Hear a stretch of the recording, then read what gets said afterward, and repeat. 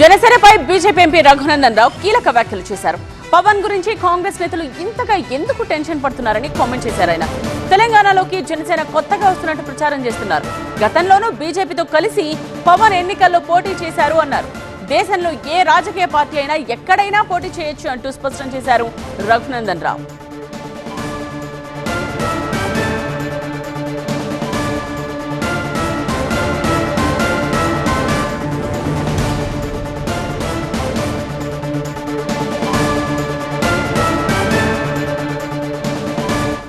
పవన్ కళ్యాణ్ గారు పోయిన ఎన్నికల లోపల కూడా జనసేన పార్టీ పేరు మీద మాతో కలిసి పోటీ చేసినారు. 24 ఎలక్షన్స్ 23 నవంబర్ డిసెంబర్లో జరిగిన ఎన్నికలలో పోటీ చేసినారు. వారు ఇంత టెన్షన్ పడాల్సినటువంటి అవసరం ఏముంది? ఎన్నికలు ఇంకా చాలా దూరం ఉన్నాయి. సగం రోజులే అయినాయి తెలంగాణ రాష్ట్ర ప్రభుత్వానికి. ఇంకా సగం రోజులు మీరు పనిచేసి మీరు నిరూపించుకోండి. భారత ప్రభుత్వానికి ఇంకా 3 సంవత్సరాల సమయం ఉంది. ఎలక్షన్ చాలా దూరంలో ఉన్నాయి.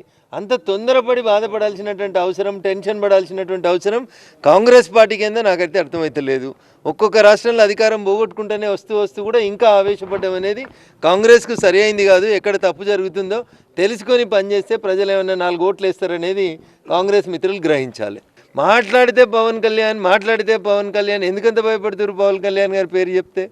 కాబట్టి ఎన్నికలలో ఎవరికైనా పోటీ చేసే అవకాశం ఉంది. ఓపికగా ఉండండి.